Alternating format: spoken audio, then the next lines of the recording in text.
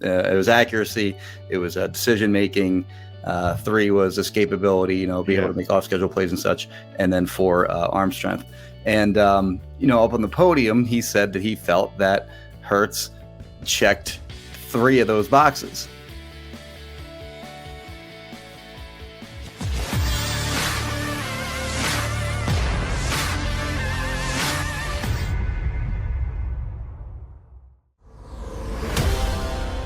All right, we just, at least I did, poke some fun at him, so we might as well punch him up. Here he is from PhillyVoice.com, their lead Eagles columnist, Mr. Jimmy Kempski. JK, first of all, thanks for coming on. And secondly, Eagles going to take a quarterback with their first pick? What are you having for breakfast? What are you putting on those rice cakes? You got to feed the quarterback factory, Jody. You know that. I love it, Jimmy. Setting Eagles world asunder, as they say. Malik Willis, not only a first-round pick, the Eagles' first pick at number 15 overall. So obviously, you're not buying the complete vote of confidence you heard in Indy from Howie Roseman and Nick Sirianni with Jalen Hurts. The one thing that I really took away from the one thing that I'm glad is now public, I should say, is the 4 traits that Nick Sirianni. Yeah, same here. I said that because I've been saying it. Yeah, he and he said went that public. I loved it. Yeah, he said it during the off the record session as you were there, I'm sure, during the season, and he listed them in the order that he thought they were, important, at least important. But it was accuracy, it was decision making. 3 was escapability, being able to make off-schedule plays and such, and then 4 arm strength. And up on the podium, he said that he felt that Hurts checked 3 of those boxes. He thought the arm strength was above the line that they look for. The escapability certainly is there. We can all agree with that. And then the decision making, work in progress there, but getting much better. So I would agree certainly with the escapability, and I agree also that I think he's a work in progress in terms of decision making. He's getting better in that area. I would disagree that he has good arm strength. I think it's fine. I don't think it's a negative necessarily, I think but it's certainly average. not a positive. He's got an average. He's got an average arm, in my opinion, and certainly the accuracy is not where it needs to be. So when I look at quarterbacks, either available in terms of via trade or in this upcoming draft, you have your Russell Wilsons of the world, you have your Deshaun Watsons, and obviously those guys would be major upgrades in terms of their talent level over Jalen Hurts. In the draft, I think that a guy like Malik Willis, if you're looking for a higher ceiling than what Jalen Hurts, may give you, he's the guy, because I think he can do pretty much everything that Hurts can do as a runner, but he's just got way more arm talent. The accuracy is an issue with Willis as well, but certainly his arm strength and his just overall arm talent is on a different level than Hurts is, and I think he's a guy that maybe has a higher ceiling than a guy like Jalen Hurts. Well, and John will tell you, Jimmy, and he'll confirm the fact that I'm a pretty big Sirianni fan. How do you go down that list and come up with those 4 quarterback traits and not add leadership to it? When you're trying to make a case for Jalen Hurts as your quarterback, when we all know, all of his teammates tell us every time we turn around, somebody talking about the leadership traits of Jalen Hurts. How do you not factor that in and make it a list of 5 rather than 4?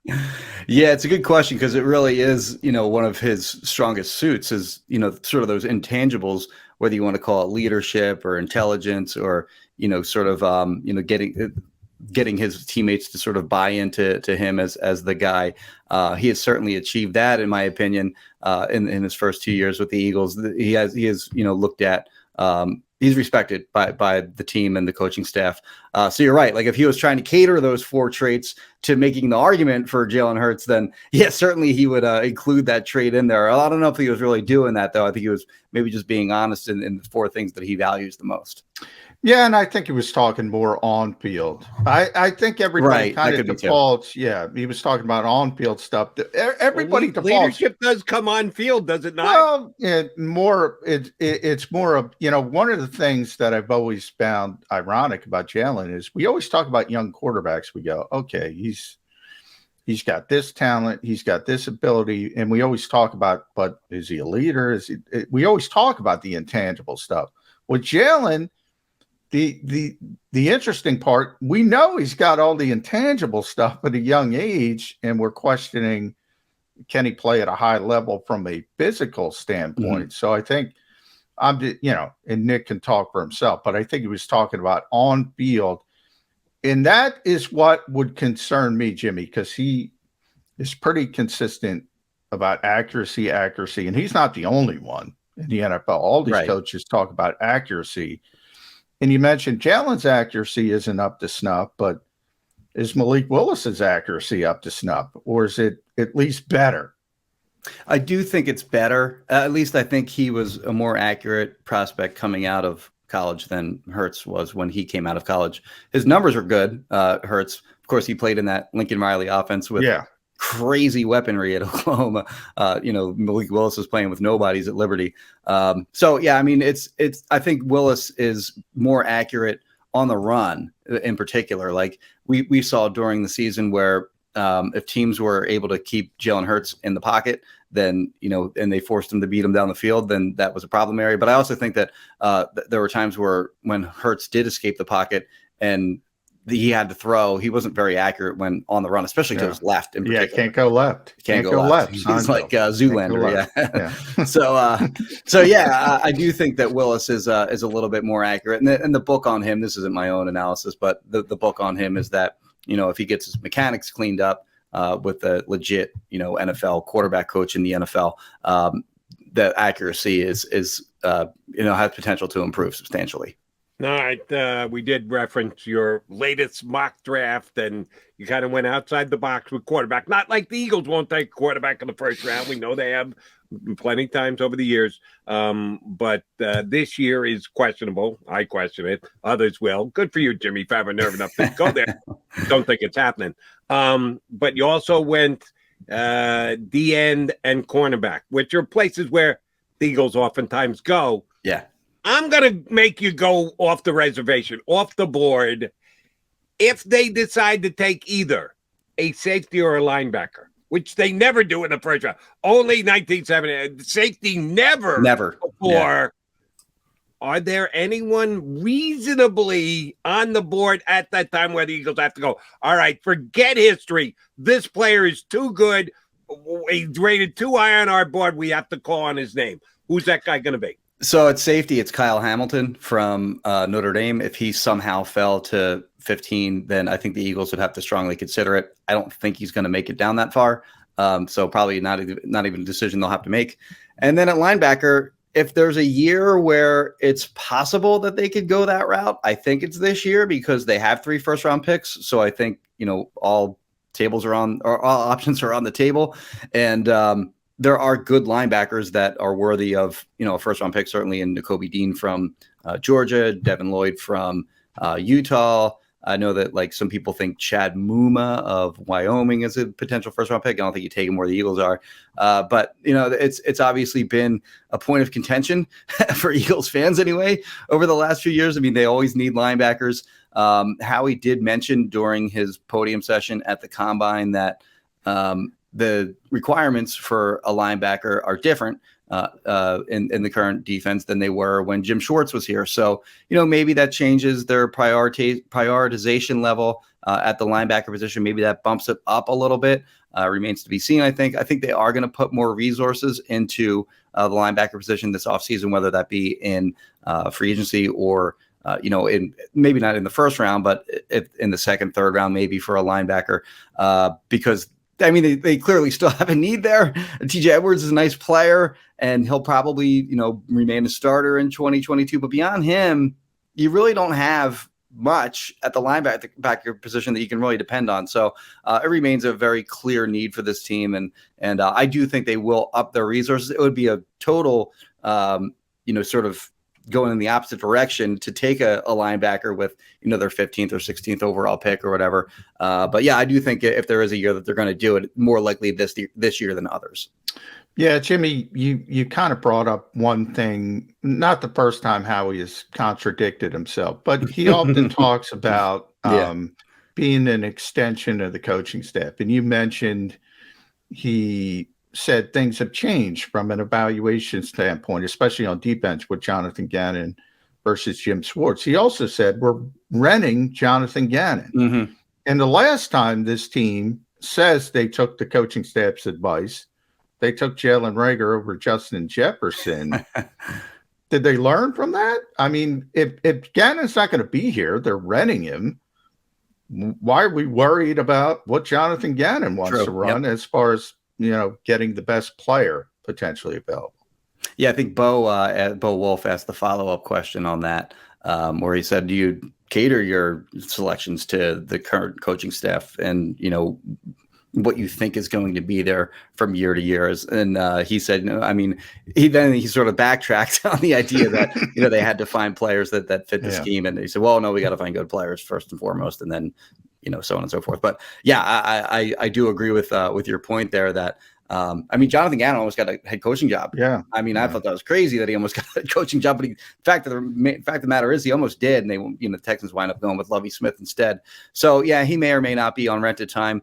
We'll know more on that in a year or so, but they've gotten into trouble in the past by fitting player to the scheme. We saw that, sort of take place during the Chip Kelly era. And then once Chip was gone, then they had to completely change over the defense to fit, Jim Schwartz's scheme instead. So yeah, you got to be careful with finding niche players for specific schemes that might be worthless if the scheme has to change. All right.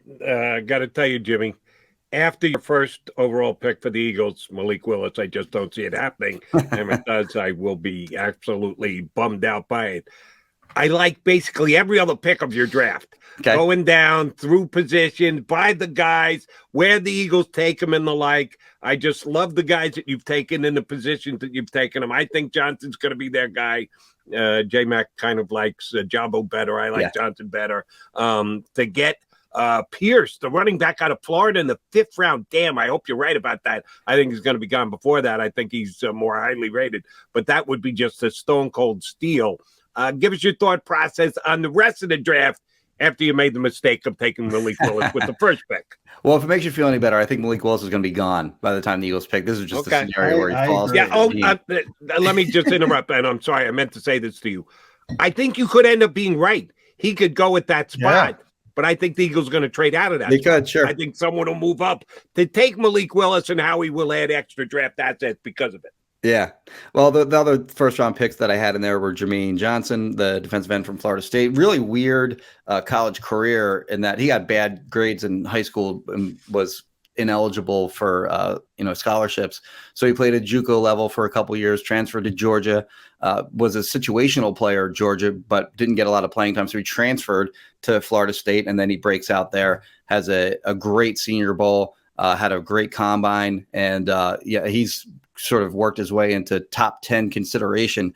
The Eagles are almost certainly, if they keep all three of their picks, and even if they don't, they are almost certainly going to take an edge rusher in this draft, in my opinion, whether it's Jermaine Johnson, whether it's David Ojabo, like you just mentioned, and who John likes apparently.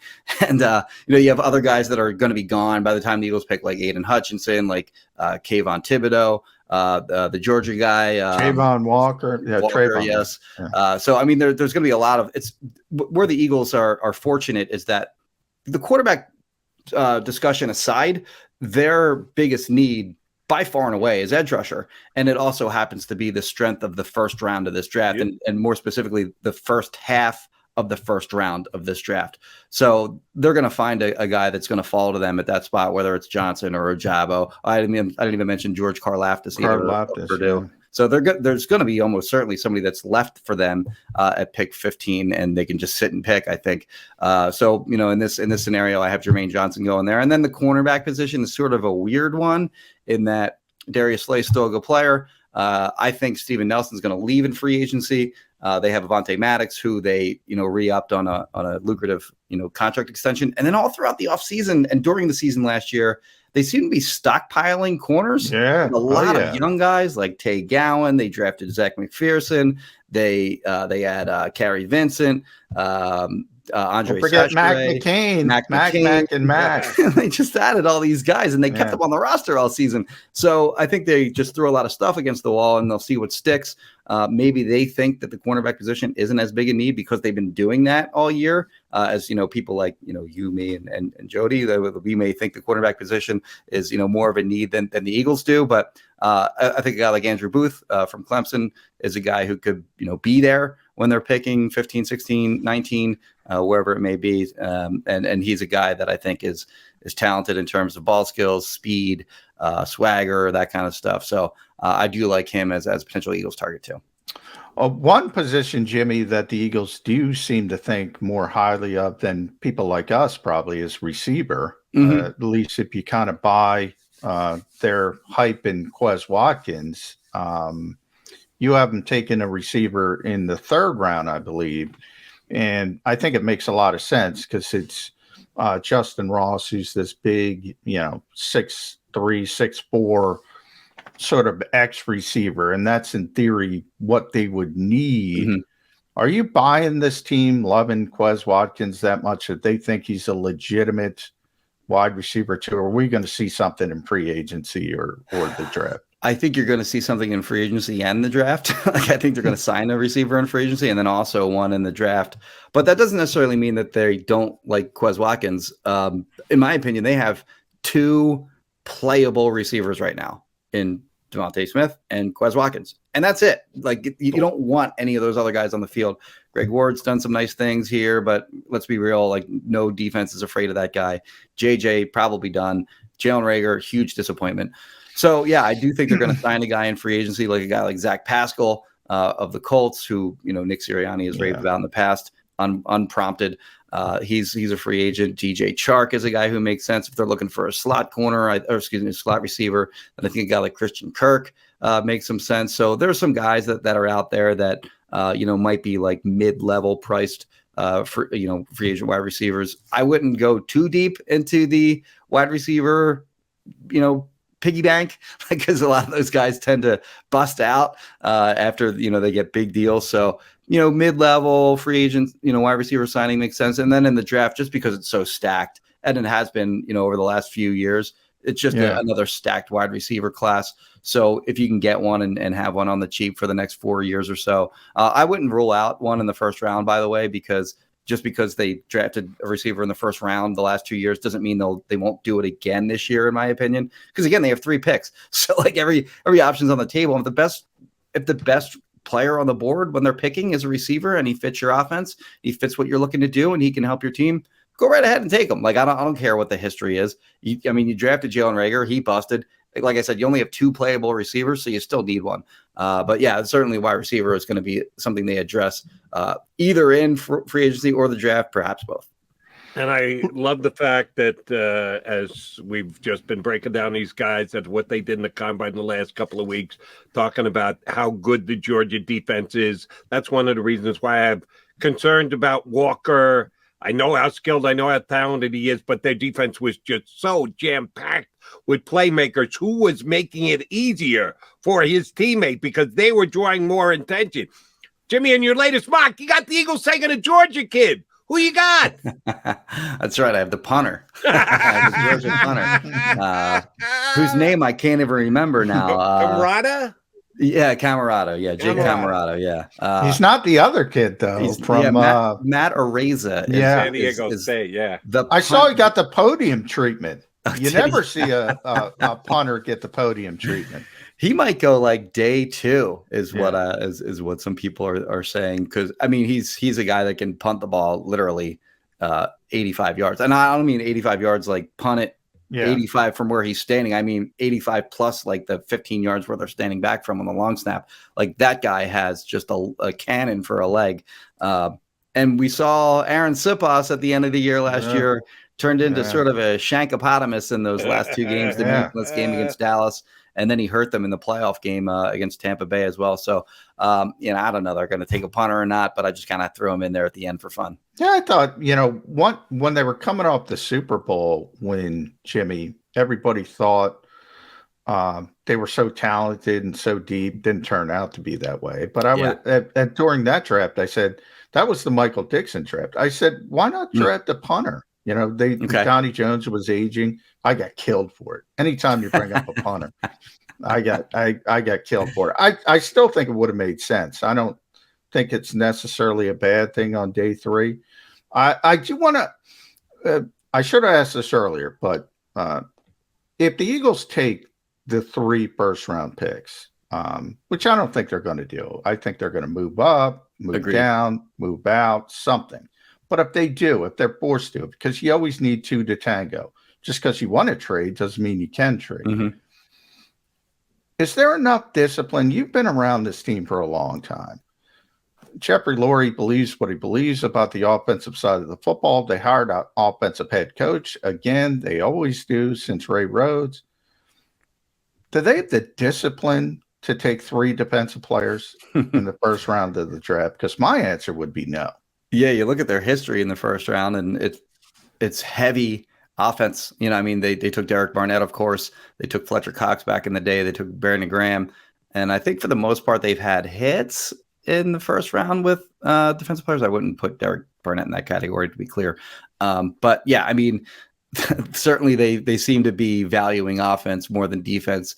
And, there's also the debate too on, how do you build a roster, generally speaking? Do you want to be a complete roster? Because you got to give, someone's got to give somewhere. Do you want to be like a complete, just really solid roster, both on offense and defense? Or do you want to be elite on one side of the ball or the other? And I kind of lean toward them wanting to be elite on one side of the ball or the other, specifically on offense. So yeah, if there's an offensive player and a defensive player that they have rated very similarly, and they're both on the board when they're picking, I don't think they're going to take an offensive lineman, of course, in the first round. Certainly not an offensive tackle. Maybe you can make an argument for a guard or a center if Jason Kelsey, announces that he's going to retire. But if there's an offensive player on the board and similarly rated to a defensive player, I think they're going to take the offensive player. All right, JK, simple question here. What team will Carson Wentz be playing for in 2022? Yeah. Well, it was interesting listening to Chris Ballard, the Colts GM at the Combine, where in I guess a sort of polite way, was just crushing Wentz. Like question after question was just kind of being brutally honest about Wentz and the quarterback position. And the telling thing that he said was basically about, people are going to talk, and can you just turn that off and lead? Can you be a leader and turn off, the negative comments? And he wasn't necessarily saying that about Wentz specifically. The question he was asked was, what are the traits that you look for in a quarterback? And he said, I can stand up here and I can say accuracy and I can say arm strength and I can say, don't turn the ball over and whatever. But ultimately in the NFL, the quarterback is the most important position in sports, and you're going to be taken apart, evaluated, sort of like over evaluated, etc. And can you tune that out and just lead the team? And he just volunteered that answer, and it was, pointed toward Carson Wentz, in my opinion.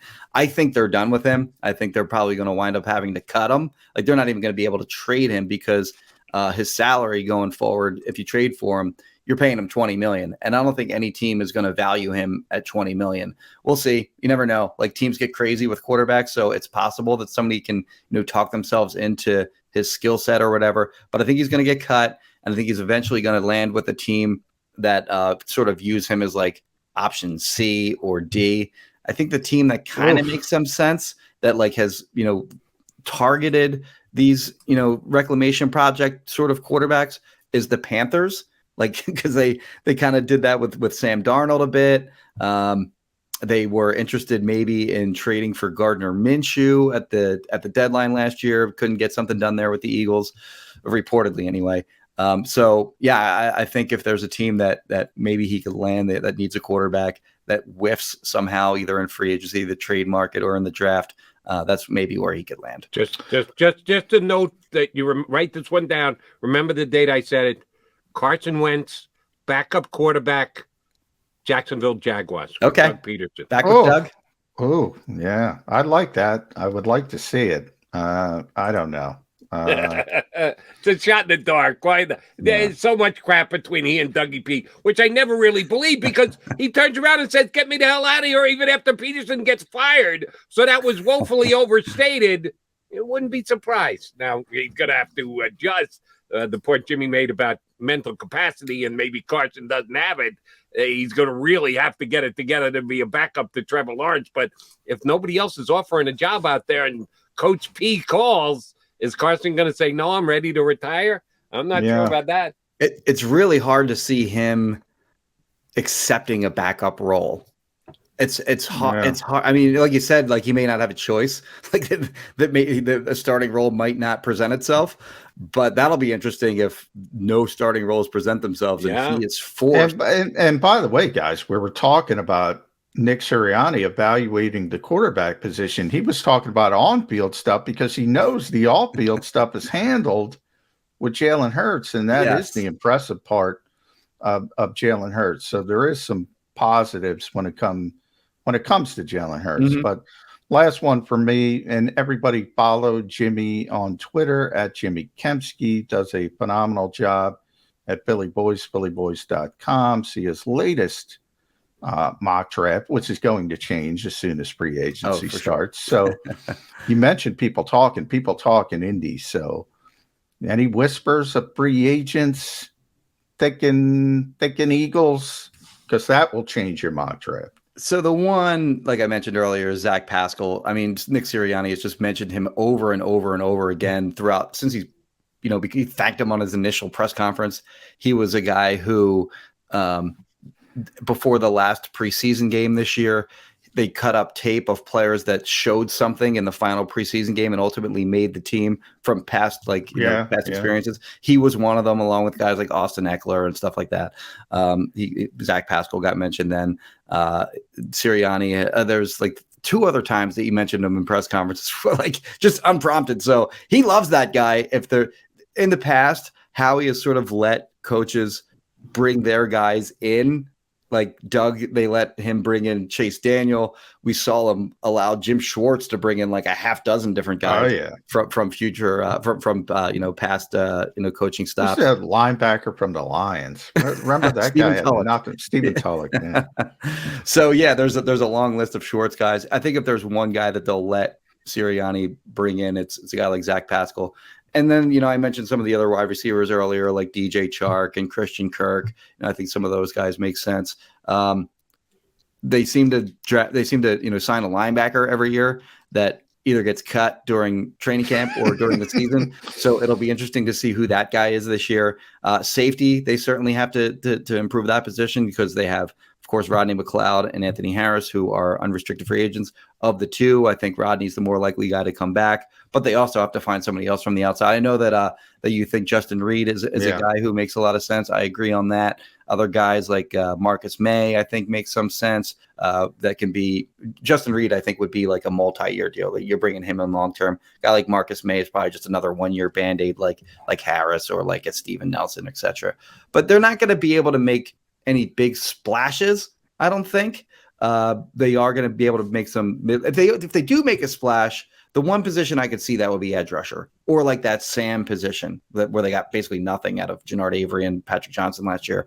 So guys in that mold would be like a Hassan Reddick or Uchenna Nwosu from the Chargers. Edge rusher, maybe a little thinner there. Like there's some guys that are going to make a ton of money. They're not going to be able to afford those guys. But the positions that I would look for are safety, of course, wide receiver, and maybe edge rusher if they open up the purse strings a little bit. All right, last one for me, JK. And if you're right about your latest mock and the Eagles' first pick is Malik Willis at quarterback, what's his stick figure look like? How will I know that you're depicting Malik Willis when the Eagles quarterback? You get your first cartoon out there for the Eagles quarterback competition. I just grab ESPN's headshots and I pop them onto a body that I draw. There's nothing. I mean, it's just his face, so you can just tell right from his face what it'll look like. But maybe he'll have like a cannon arm as opposed to I used to draw Matt Barkley with like a noodle arm. So maybe Malik Willis will have like a cannon for an arm. Yeah, you might have to Jugs gun that one up a little bit. Sorry, JK, always a pleasure. Appreciate it whenever you come on. You do an outstanding job for Philly Voice. You do for us as well when you hop on. Thanks for doing it today. Yep, no problem. Jimmy Kempski from Philly Voice here with us on Birds 365. All right, checking the clock. Ooh, it's running down. McMullen and McDonald coming back. What are we going to do? Put a bow on the show.